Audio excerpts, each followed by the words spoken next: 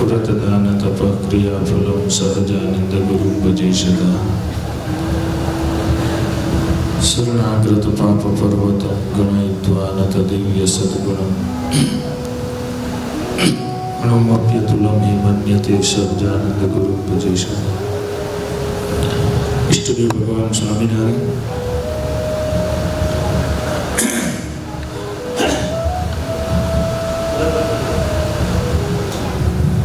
મંદિરની અંદર બિરાજી આપણા બધાના સંકલ્પ પૂરા કરતા બાલ સ્વરૂપ ઘનશ્યામ મહારાજ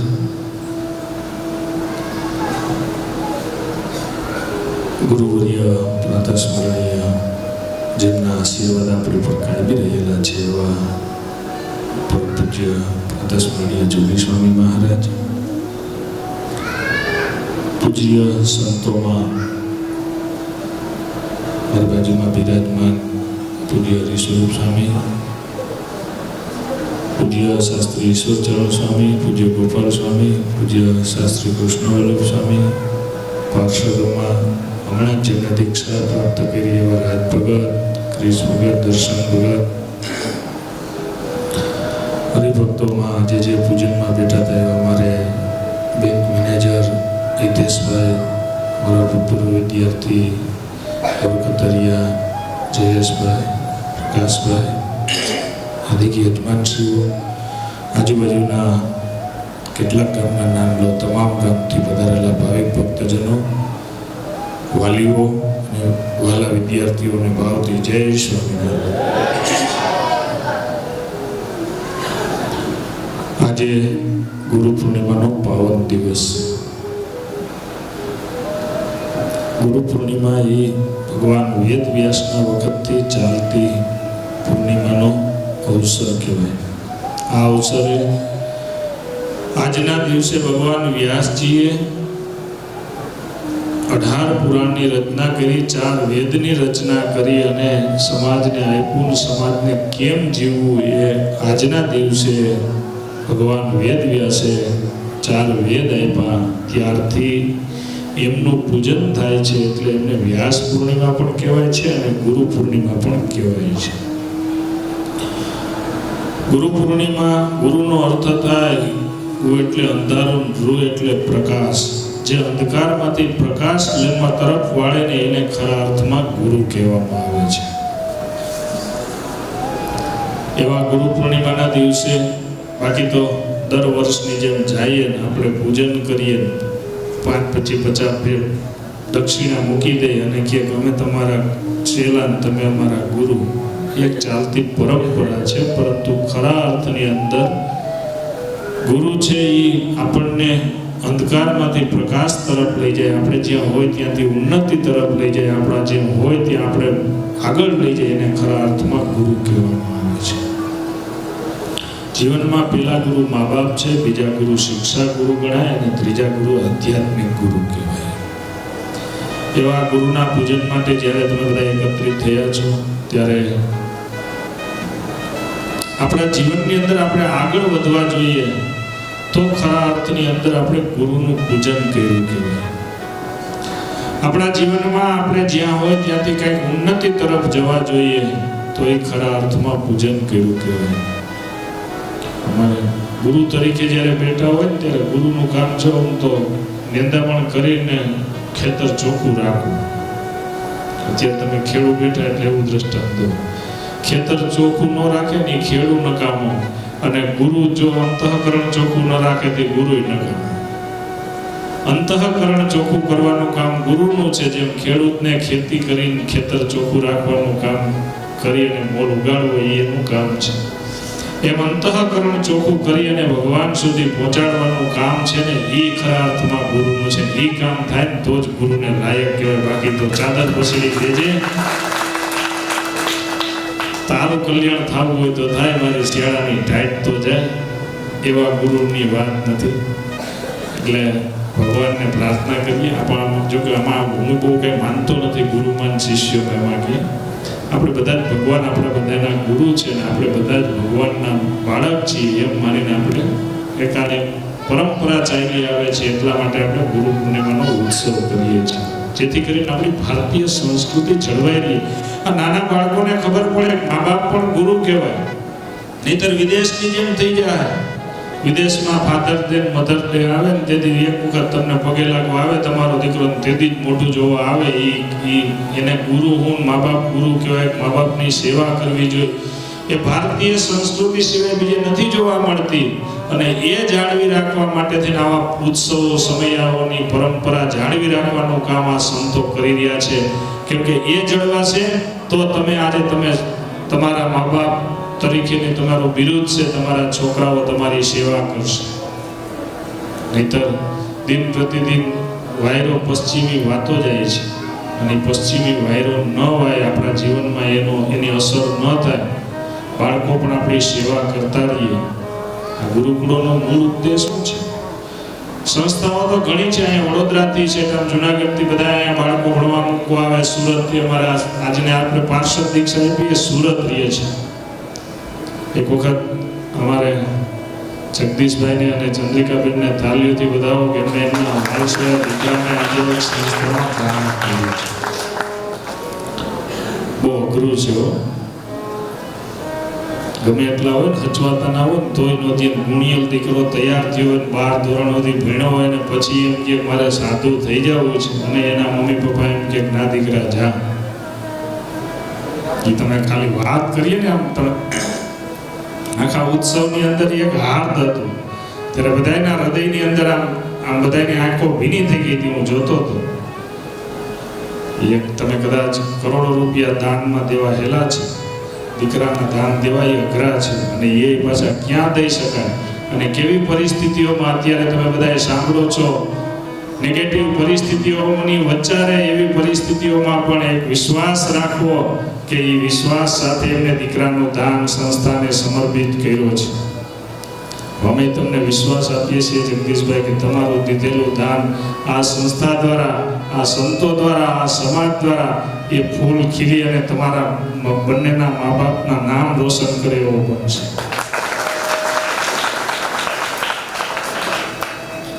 ઘડતર કરવું ને એ જ ખરા અર્થમાં ગુરુનું કામ છે. અને ઘડતર વગરનું જીવન છે ને, હું બાળકોમાં કાયમી કહું, ઘડતર વગરનું જીવન છે ને નકામું જીવન છે.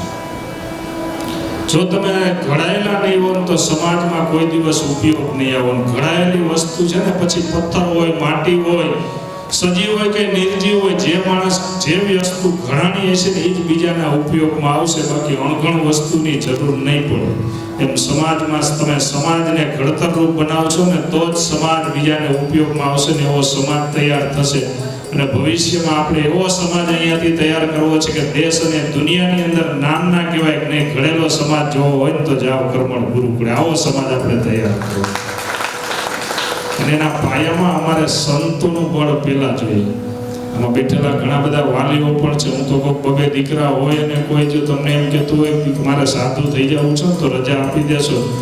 ઓલું તમારું એક ઘરની પાવન કરશે ને એક ઘર કદાચ એ બુદ્ધિશાળી હશે તો તમને આગળ વધાવશે, ત્યાગી થશે. અને એ જ્યારે ત્યાગી થઈ અને એક નહીં પરંતુ હજારો જીવાત્માનું કલ્યાણ કરશે ને એનું ફળ બધું તમને મળશે.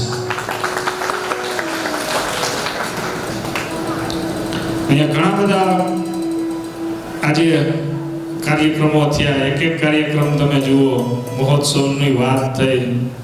ઉત્સવ છે એ સામાન્ય એમને થતો નથી. કરોડો રૂપિયા જોઈએ ને ત્યાં ઉત્સવ થાય. અને અમે ઘનશ્યામ મહારાજનો પ્રતાપ છે, કાંઈ ન હોય ને બેનારું અનાવરણ કરી નાખ્યું. હવે કાંઈ કરતા કાંઈ પરિસ્થિતિ હું હોય એ હવે એ વ્યવહાર કરતા જાણે, પણ ભગવાન પૂરું પાડી દે છે. આ ગુરુ પૂનમમાં અમે કોઈને એક પણ ફોન નથી કર્યો તમે એમાં યજમાન થાવ. અને મેં કોઈને કીધું નથી ભાઈ તમે બધા કીધા વગર એમને બહુ બોલો વગર યજમાને અમે આવડો ઉત્સવ કર્યો. અત્યાર સુધીમાં ખાલી હિતેશભાઈ 5100 રૂપિયા મેં જોયું અત્યારે આગળ ટ્રાન્સફર કર્યા. મેં કોઈને કીધું નથી કે આમાં યજમાન થાવ. છતાંય આવા હજારો માણસો આજે જમી જાય ને આવડો ઉત્સવ કરીએ છીએ એ ભગવાન પૂરો પાડી દે છે. નહીતર પેલા હે ને ઉત્સવ કરવામાં પેલા ધન ક્યાંથી આવશે એ જોવે, પછી સ્વયંસેવકો, પછી પબ્લિક. પેલા તરતા ન આવડતું હોય ને એ જુએ પેલા ભાઈ નદી તળાવમાં કેટલા છે, પણ આપણને તરતા આવડે છે એટલે એમનો જોયા વગર ઠેકડો મારતા પછી ભગવાન પૂરું પાડતી બહાર કાઢતી. એમ કાંઈ ન હોય ને છતાંય સંકલ્પ કરીએ ને એ સંકલ્પ મહારાજ આપણો એકેય અધૂરો રાખતા નથી. તો આ મહોત્સવ આપણે બધાય કરતા છે, સરસ ઉત્સવ કરવો છે અને ઉત્સવ પણ પૂરો થઈ જાય. ઉત્સવ તો પૂરો થઈ જાય પણ ઉત્સવ પછીનું જે કામ છે ને એ બહુ અઘરું છે. એ 20 કરોડ ને ખર્ચે તમે અમે આંકડા બોલો તો એમ થઈ જાય, ટાઈટ આવી જાય છે કે અત્યારે એવડો રૂપિયો કાઢવો ક્યાંથી? આ ખાડામાંથી માંડ નીકળી રહ્યા હો. ખાડામાં ખાડો પૂર્યો હતો ને એમાંથી નીકળતા 5 વર્ષ વયા ગયા, ત્યાં પાછો આવડો ખાડો કરવો અને એમાંથી નીકળવું એ ભગવાનની આપણી ઉપર દયા હોય ને પરોપકારને માટે કામ કરવાનો એક ધ્યેય લઈને નીકળ્યા છે ને ત્યાં જ નીકળી શકાય. બાકી જો આપણો સ્વાર્થ અંદર ભળે ને તો ભગવાન ભેગા ન ભળે ને તો આપણું કાર્ય સિદ્ધ ન થાય. તમે નહીં પણ અમે જે ગાડી વાપરીએ છીએ ને અમારા ખાસ સંપ્રદાયમાં આઉટલા લેવલે પહોંચ્યા હોય ને એની બધાની ગાડીઓ કેવી હોય, અમે જે 2-2.5 લાખની ગાડી વાપરીએ છીએ. અમે કર્યા કરીએ વાપરા કરીએ, નહીં તો આવડું દાન આવતું હોય તો પેલા પોતાનું કરે, આપણે આપણું કર્યું ને સમાજનું જોયું છે.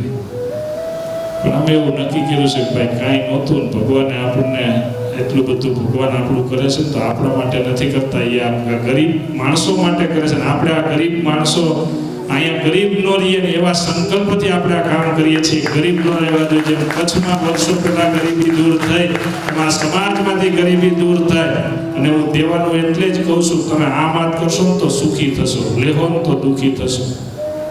લેવાની વૃત્તિ ન રાખવી. મેં સમાજના ગમે એવડા કામ કરીને હું ક્યારેય આમાંથી કોઈ હરિભક્તો હું તેની જોવો જ નહીં. હું પધરામણી જાય ને તો પધરામણી પૂછું નહીં કોને હું આવ્યું. એ સિસ્ટમ જ નહીં. અમારા ગુરુ જોગી સ્વામી બહુ સમર્થ હતા, સ્વર્ગના ભગવાન કહેવાતા. એ એમ કહેતા પધરામણીએ જાય રૂપી સામી નજર હોય ને કલ્યાણ ના કરી શકે. તમારી વ્યવહાર સામી નજર હોય ને તો તમે કોઈનું સારું ન કરી શકો. અહીંયા તો નહીં. અમેરિકા ગયો ને આયોજન એ કરે, પૈસા એ રાખે અને પહોંચે એ ભાડે. પેલો દિવસ ગયો ને એટલે હેઠે હિસાબ દીધો, મને કે એટલા હરિભક્તોએ આમ કીધું. પછી બીજે દિવસે કીધું હું પૂછીશ નહીં કોને હું દીધું, મારે એ ટેવ જ નથી. મને કે બહુ સારા મંડળના હારે જોડાયેલા હતા. મને કે સ્વામી અમે એની હારે જોડાયેલા છે તમારે હાંજેને હિસાબ દેવો પડે, કોને હું દીધું કેવું પડે, તમે એ પૂછતા નથી. હું તો ભગવાનને આધારે આવું છું, મારી પાસે કાંઈ નથી, ભગવાન મારું પૂરું કરશે. મારો સંકલ્પ જે છે એ ભગવાન પૂરો કરશે. તેથી એને ગુણ આવ્યો અને એ જ શબ્દના ગુણ ઉપર એને કીધું સ્વામી હવે ઘટે તો અમે બેઠા છીએ કે આવા મેં સાધુ નથી જોયા. રૂપિયા દીધા પછી પણ એને આમો પણ ન જોયો કેટલા આપ્યા. પધરામણી કરી, મહાપૂજા કરી, રસોઈ કરી, એને આશીર્વાદ દઈ અને નીકળી જવાનું. એને હું આપ્યું એ જોઈએ તો અમે તમારું સારું ના કરી શકીએ. કેમ કે તો રૂપિયા અમે જતા રૂપિયા પ્રમાણે તો આશીર્વાદ મળે. કે 500 આપ્યા તો 500 પ્રમાણે આશીર્વાદ મળે. આજે ગુરુ પૂર્ણિમા છે, તમે બધા આગળ દર્શન કરવા આવશો, હું અહીંયા તમે મૂકશો ને ઠાકોર સ્વામી બાપા વસ્તુ રાખી દે કે મૂકી દે. હું આ દર્શન કરવા ત્યાં આવે ને મારી પાસે મૂકે તો ભગવાન પાસે મૂકી દે. રૂપિયા ગૌણ છે, પરંતુ છતાં આમ એટલા માટે કરવાનું કહું છું જો તમે તમારા જીવનમાં સુખી થશો. વર્ષો પહેલા કચ્છમાં બહુ દુષ્કાળો હતો. ખાવાનું નહોતું. એમ કહેવાય છે કે નરનારાયણ દેવના થાળ માટે સંતો જોડી લઈને માગવા જતા ને ત્યારે એને નરનારાયણ દેવના થાળ થતા. અને એ સંતોના આશીર્વાદથી હરિભક્તોને વિદેશ જવાની આજ્ઞા કરી. ત્યાંથી બધા આફ્રિકા ગયા, આફ્રિકાથી પછી લંડન જઈને વૈસા. ત્યાંના ભગત જાદવજી ભગત બહુ મોટી ઉંમર છે. હું ઉત્સવમાં ગયા વર્ષે ગયો તો ત્યારે એ પ્રવચનમાં કહેતા હતા કે જેથી અમે કોઠા રંભાડ્યો ને તેથી આખા દિવસમાં 500 રૂપિયાની પહોંચ ફાટે તો અમે માનીએ કે આજે બહુ ઘણી ઇન્કમ થઈ. એવી પરિસ્થિતિઓ કે અમે જોયેલી છે. એ જ ઉત્સવમાં એને જે વર્ષો નથી ત્યાં ટૂંકા ગાળામાં અત્યારે ભુજની અંદર એ ઉત્સવમાં ગયા જ વર્ષની વાત કરું 100 કિલો તો સોનાનું દાન આવ્યું હતું. ક્યારે એવા હરિભક્તો સુખી થયા અને આમ કર્યું નહીં સુખી થયા સંતોના આશીર્વાદથી. અને એ પછી પાછા દાન કરતા થયા એટલે એ સુખી થયા. એમ આપણી પાસે હોય ને હું એમ કહું તો એના કરતાં હવાયું આપશો ને તો ભગવાન એના કરતાં પણ તમને હવાયું કરીને આપશે. એટલો મારો ભગવાન એ પૂરબીય ભગવાન છે, કોઈનું રાખતો નથી. એક સારા માણસ પાસેથી રૂપિયા આપણે લીધા હોય ને, તો એ સારા માણસને રૂપિયા દીધા હોય તો એ પાછું નથી રાખતું, એ વ્યાજ હોતા દઈ દે છે. તો આ તો પૂર્ણ પુરુષોત્તમ નારાયણ છે. એ આપણું કાંઈ રાખવાનું નથી, આપણને અનંત ગણું કરીને દેવાનું છે. તમે અત્યારે બધાએ લગભગ ખેતરમાં જમીનમાં વાવી દીધું હોય છે. સંકલ્પ કરો કે આ મહોત્સવમાં આ ઉપજમાંથી આટલું થાય થી વધારાનું થાય ને આ ઉત્સવમાં દઈ દેવું. આટલો સંકલ્પ કરો ને જો તમારો સંકલ્પ પૂરો ન કરે ને કે અમારા તો તમે કહેજો નહીં ન કર્યું. પણ હિંમત હોવી જોઈએ, વિશ્વાસ હોવો જોઈએ. તમે વિચાર તો કરો, તમારી પાસે તો હોય ને તો તમે ગણતરી કરીને હાલો. અહીંયા કાંઈ નથી છતાંય ગણતરી કર્યા વગર હાલીએ અને છતાંય ભગવાનની કામ પૂરું કરે. ક્યારે? કે દેવાની ભાવના છે. એમ સમાજમાં તમારે પણ દેવાની ભાવનાથી કામ કરશો તો તમે સુખી થશો. આપણે આ સમાજને સુખી તરફ લઈ જાવો છે. ભવિષ્ય આપણું ઉજ્જવળ બને.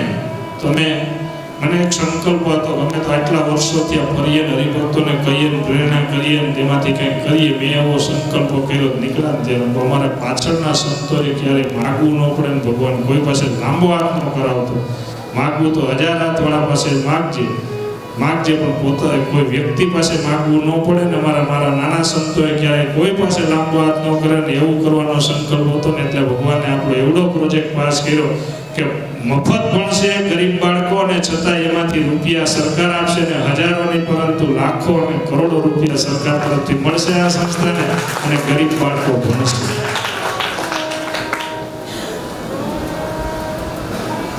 બહુ અઘરું કામ છે. આયોજન કરવું, મેનેજમેન્ટ કરવું એ બહુ અઘરું છે. તમે વિચાર કરો, આ આખું અમારા કૃષ્ણ સ્વામી, ઈશ્વર સ્વામી બંને જણાએ આ બધું મેનેજમેન્ટ આખું ટાઈમ પ્રમાણે એક તમે બેઠેલા ની થાક ન લાગે, ખબર ન પડી બહાર થઈ ગયા. બરાબર? એવી રીતે આખું આયોજન, સ્ટેપ બાય સ્ટેપ પ્રવચન, પ્રાર્થના, બધી તૈયારી કરવી. અમારા શિક્ષકો, અમારી ટીમ છે ને શિક્ષકોની, એ બહુ જોરદાર છે. એમને પણ તાલીઓથી વધારે. અમે ગમે એટલી મહેનત કરીએ પણ હાથ પગ સારા ના હોય તો સાહેબ કામ ન થાય. બાકી ટીમમાં ખાલી એક જ જણાને કહી દીધું હોય ને ગઢવી સાહેબને કામ કરવાનું છે, એટલે સ્ટાફમાં કહી દે આજ તો રવિવાર છે, શિક્ષકને અઠવાડિયે એક દિનની રજા માંડ મળતી હોય, આખો સ્ટાફ હાજર છે. બોલો, એક પણ જણો ગેરહાજર નથી. નહીં તો રવિવારે તો ફરજિયાત ન હોય, કંઈ ને કંઈ આજની કંઈ ગણાતી ન હોય. નહીતર પાછા એમ માગે કે રવિવારની બદલે બીજી સીએલ દીધો, એવી માગવાની વાત નહીં. હું કાંઈ દઉં ને એ કાંઈ માગે નહીં. ગઢવી સાહેબ પ્રિન્સિપાલ છે, મને એને કોઈથી પગાર ન કે આ વર્ષે પગાર વધારાનો હજી બીજાને મેં કીધું, એને કીધું નથી, એને મને પૂછ્યું નથી, મેં કાંઈ કીધું નથી. હું પગાર વધારો આવશે, હું સંખ્યા આવશે ને બધું થાય તેથી જોવું. એમ કે કાંઈ વાંધો નહીં. આખો સ્ટાફ મારા પણ રાખીને કામ કરે ને તો અહીંયા 100% રિઝલ્ટ આવે ને. તો આટલા ટાઈમમાં આવા નબળા વિદ્યાર્થીમાં 100% રિઝલ્ટ લઈ આવવું અને ઊંચી ટકાવારીએ ભણાવવું એ અઘરું કામ છે. પણ તમારો બધાનો સાથ સહકાર ઘણો બધો રહ્યો છે. આજુબાજુના તમામ ગામના હરિભક્તો જે રીતે અમારી ભેળા રહ્યા છે એટલે જ અમે આ પ્રગતિ કરી રહ્યા છીએ. આ કોઈ અમારું નથી. હું તો ઘણી વખત કહું, અમે તો બહારથી આવેલા કહેવાય. બરાબર? અહીં તો તમે બધા આજુબાજુના વિસ્તારમાં તમે રહ્યો છો, તમારું છે, તમે ઘરધણી છો, તો ઘરધણીની જવાબદારી શું થાય? આ ઉત્સવ છે ને તમારો છે ને તમારે ઉજવવાનો છે. કેમ ઉજવવો એ નક્કી તમારે કરવાનું છે. પણ મેં કીધું એમ ભગવાને હારો દીધો હોય તો આમ હાથ કરવો, એમાં કંઈક ઓછું નહીં થાય. 5-25 હજાર રૂપિયા ગરીબ દીકરીઓના સમૂહ લગ્ન થાય છે.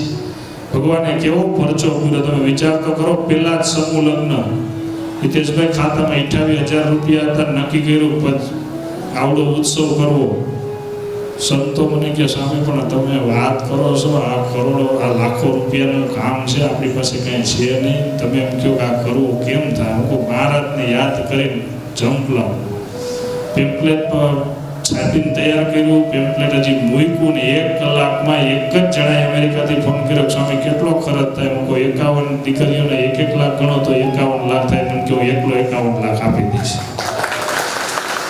આપી દીધા. તમે બધા એના સાક્ષી છો. પોતે પણ આવ્યા હતા ઉત્સવમાં, સમૂહ લગ્નમાં, એમના હસ્તે 51 દીકરીઓના કન્યાદાન આપણે દીધા હતા. અને તમે બધા વર્તો છો બધે. બરાબર? એ ભગવાન કરે. નહીતર મારે એને આંખની ઓળખાણ નહોતી, હું એને ક્યારેય મળ્યો પણ નહોતો, ખાલી ફોન ઉપર વાતચીત થયેલી. એમના એક રિલેટિવ એમના માસીના દીકરાને એવું પધરામણી કરીને કીધેલું, સ્વામી તમે આવો ત્યારે આવજો, પણ મારે ત્યારે સમય નહોતો, આ વખતે એની ઘરે પણ હું જઈએ એવું.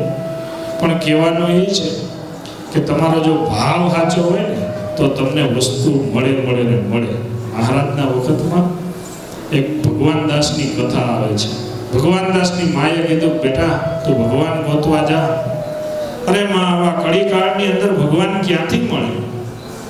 ત્યારે એમની માં ને દીકરાને કીધું, જો તારો મારો ભાવ સાચો હશે તો ભગવાન જરૂર મળશે. અને માએ ભાતું બાંધી દીધું. અને જ્યાં એમનો દીકરો ભગવાન દાસ ભગવાન ગોતવા માટે જાય છે, થોડોક જાય છે ને ભગવાન શ્રીહરિ નીલકંઠ વર્ણી વેશે ફરતા ફરતા બરાબર એને મળ્યા. એને પૂછ્યું તું, માં ભગવાન મળે તો એના લક્ષણો શું? તો કે એના ચરણમાં 16 ચિહ્ન હશે. એને પડછાયું મહારાજના ચરણમાં 16 ચિહ્ન જોયા. કીધું તમે જ ભગવાન છો. અને લઈને આવ્યો, કીધું માં હું ભગવાન લાવ્યો. તો કે એમ કઈ ઘડીકમાં થોડાક ભગવાન મળી જાય બેટા. તો કે તમે નહોતા કહેતા તારો જો ભાવ સાચો હશે ને તો ભગવાન મળશે. તો તમારો મારો ભાવ સાચો હતો ને તો ભગવાન મળ્યા. એમ આપણી નીતિમત્તા સાચી હશે, આપણો ભાવ સાચો હશે ને તો ભગવાન આપણું કાર્ય કરશે ને કરશે.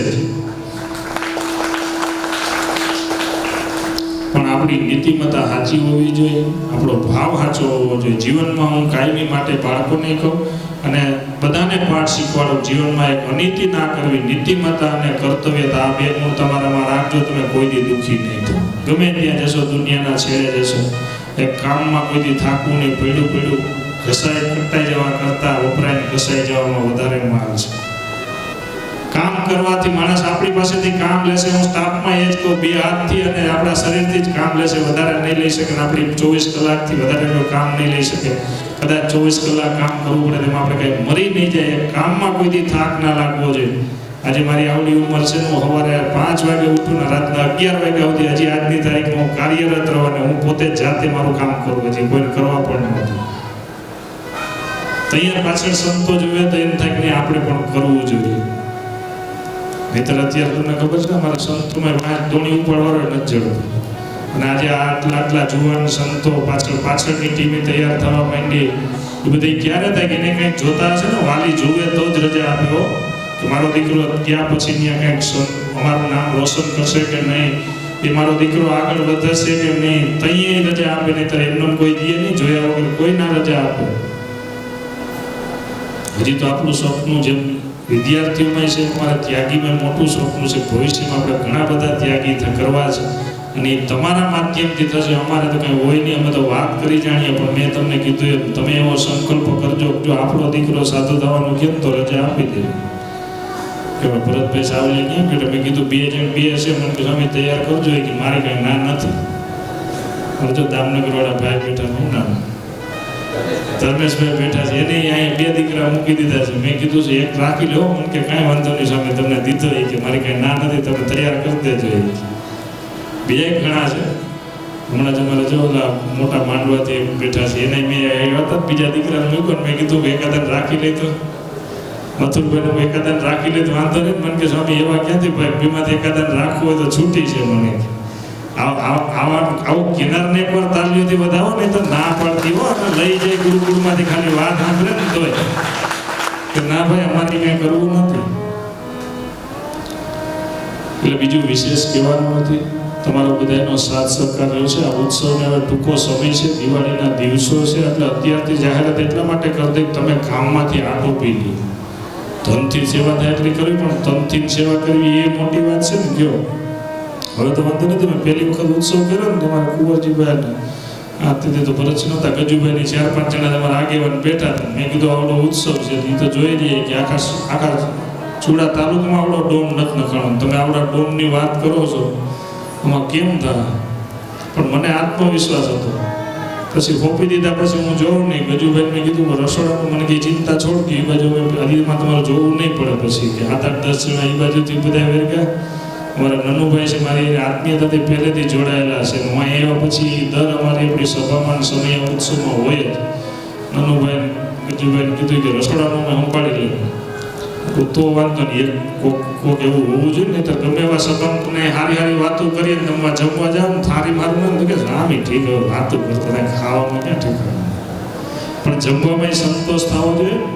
સારામાં સારું મેનુ બનાવીને તમને જમાડવા સુધીનું કામ. અહીંયા જે કોઈ માણસો આવે એની આપણે મિટિંગ કરી લીધી છે આ ઉત્સવની આગેવાનોની, બધાને બોલાવીને અને બધાએ જે કંઈ સૂચનો કર્યા છે પણ આપણે પૂરા કર્યા છે. ઉત્સવ સારી રીતે ઉજવવાનો છે. વચમાં આપણે શ્રાવણ મહિનાનો માં આપણે યાત્રાનું આયોજન છે, એમાંય જોઈને કોઈને ભગવાને હારો દીધો હોય તો જોડાવું. સમય એમ માને ખેડૂત ટાઈમ મળવાનો નથી તો ટાઈમ તો જેથી જાઉં તેથી મળશે. એક સાવકારે નક્કી કર્યું કથા કરવી ભાગવતની, બ્રાહ્મણને કીધું મારે કથા કરવી, પણ કહેતી તો કે નવરાય મળે ને તેથી. તો ઓલા ભૂદેવ યાદ કરે કે ભાઈ તમારે કથા કરવાની છે તો ક્યારે કરશો, તો કે નવરાય મળે ને તેથી. તો નવરાય મળતા મળતા મળી પણ એનો ટાઈમ આવી ગયો. સાવકારનું પૂરું થયું, સાવકારી નામ એમ નીકળીને તો ઓલો ભૂદેવ પોથી લઈને નીકળાય કે કામ, તો કે હવે નવરાય પડી અને કથા કરવાની બાકી છે. એમ આપણે માનીએ ભાઈ સમય મળશે ને તો જ આવું, એવું ન હોય ડાયા ભાઈ તો સમય કાઢવો પડે, સમય કાઢીએ ને તો જ થાય, બાકી કાંઈ થાય નહીં. એટલે યાત્રામાં કોઈને જોડાવવું હોય તો વહેલી તકે કહેજો. આ નજીવા આ પેમ્પલેટ અમે મૂક્યું ને યાત્રાનું, મને હરિદ્વારથી ફોન આવ્યો, મને કે સ્વામી આમાં કાંઈક ભૂલ છે. લગભગ તો હું પેમ્પલેટ બહાર પછી જ પાડું, ભૂલ ન રહી હોય, છતાંય કંઈ રહી હોય તો ખબર નહીં, હું જોઈ લઉં. મેં તો મૂકી દીધું, શું ભૂલ છે? મને કે તમારા ટિકિટનું કીધું ને એમાં કંઈક ભૂલ છે. હું કહું કેમ? મને કે મારે હરિદ્વારથી અહીંથી લઈ જઈને 25,000ના પેકેજમાં અમે લઈ જઈએ ઉપર 4 દાડા. 25,000, 30,000, 35,000, 50,000, લાખ એવા પેકેજ હોય. 25,000થી મારું સ્ટાર્ટ થાય અને તમારે ત્યાંથી છે કાંઈ સુધી અહીંથી પાછા હરિદ્વારથી 4 દાડા મૂકવા. મને કે આટલા જ ભાવમાં મૂકવા. મને કે કેમ પરવડશે? હું કોઈ અમારા ઘનશ્યામ મહારાજ બેઠા નહીં, પૂરું પાડ દે, પણ અમારે તો આ જ ભાવમાં હરિભક્તોને લઈ જાય. તમારા માટે થઈને અમે ડાઉન ભાવમાં લઈ જઈએ, છતાંય તમે જે હિસાબ કરો કે હવે આમાં સમય નથી, ટાઈમ કાઢવો પડે, અમે સમયનો જોઈ લીધું. શ્રાવણ મહિનો છે ને એ ભગવાનની એક તો યાત્રા કરવાની મહારાજની આજ્ઞા છે. અને શ્રાવણ મહિનામાં ખેડૂત લગભગ નિવૃત્ત હોય, બહુ કાંઈ કામ હોય નહીં, નેદામણ જેવું જ કામ હોય, બાકી કાંઈ ન હોય. એટલે એવા સમયે યાત્રાનું આપણે આયોજન કર્યું છે, તો એમાં પણ જોડાવું. બાકી આ ઉત્સવની બધાએ વાત કરવાની, ઉત્સવ પછીમાં આપણે અત્યાર સુધીમાં ન થયો એવો ઉત્સવ કરવાનો છે. એમાં 51 સમૂહ લગ્ન છે. લગ્નમાં તમને કહી દઉં, જો 51 પછી 52માં લેવામાં નહીં આવે. એટલે 51 પૂરા થઈ જાય પછી તમે કહો કે આ વખતે પેલા સમયના બોળિયાના હરિભક્તો પછી આવ્યા હતા, સ્વામી એક ઓળખીતા છે લેવા પડે એવા છે. મેં કીધું ભાઈ હવે ફૂલ થઈ ગયું પછી શું કામ? બરાબર. એટલે તમે બધા એની અંદર કોઈ પણ તમારા સંબંધી હોય તો વહેલું કરજો, પછી પાછળથી શરમાવતા નહીં, સ્વામી આને અમે લઈ લ્યો ને આ એક ગરીબ માણસ છે. જો ગરીબ માટે જ છે 51 સમૂહ લગ્નમાં લગભગ ગરીબ જ જોડાય છે. તમે સાવકાર કે કોઈ પૈસાદાર તો જે જોડાતા નથી.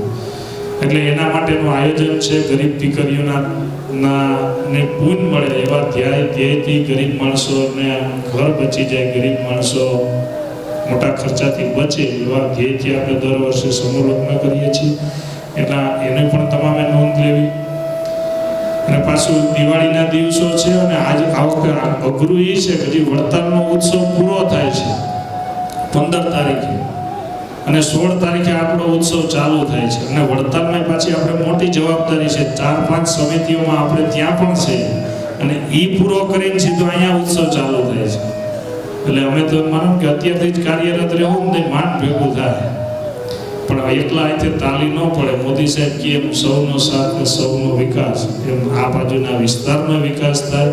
તમારા બાળકો એટલા ભણશે, આ બાજુના જ બાળકો ભણશે. અહીંયા તો આ સંસ્થા ઊભી રહેશે, એક દિવસ અમે વહી જાઓ તમે વહી જાઓ, પણ અહીંયા જે કાંઈ થયું હશે, અહીંયા જે કાંઈ મિલકત ઊભી હશે, એમાં જે કાંઈ બાળકો ભણશે, ગરીબ બાળકો ભણશે, એ બધા તમારા જ હશે. અમારા તો એમાં કોઈ હગા નથી ને અમારા કોઈ રિલેટિવમાં ન હોય, પરંતુ એનું જે કાંઈ પુણ્ય મળશે એમાં ભગવાન સ્વામિનારાયણે લખ્યું છે શિક્ષાપત્રીમાં, વિદ્યા દાને કરીને મોટું પુણ્ય થાય છે. એવો શબ્દ બીજે ક્યાંય નથી લખ્યો. મોટામાં મોટું પુણ્ય છે ને વિદ્યાદાનનું પુણ્ય છે ને. પુણ્ય તમે બધા આમાં જે કાંઈ તન મન ધનથી સેવા કરી રહ્યા છો ને, એનું પુણ્ય તમારા ખાતામાં સીધું જમા થાય છે. એટલે બીજું વિશેષ કહેવાનું નથી. બરાબર 12 વાગી ગયા છે. ભગવાનને પ્રાર્થના કરીએ તમારું બધાનું સ્વાસ્થ્ય ભગવાન સારું રાખે, આવતું વર્ષ બધાનું સારું જાય અને આ ઉત્સવની અંદર બધા તન મન ધનથી મારો ઉત્સવ છે એમ માનીને ઉત્સવમાં જોડાવે એવી ભગવાન શ્રી હરિ અને ગુરુ મહારાજના ચરણોમાં પ્રાર્થના કરી મારા શબ્દોને વિરામ. બોલો સ્વામિનારાયણ ભગવાન.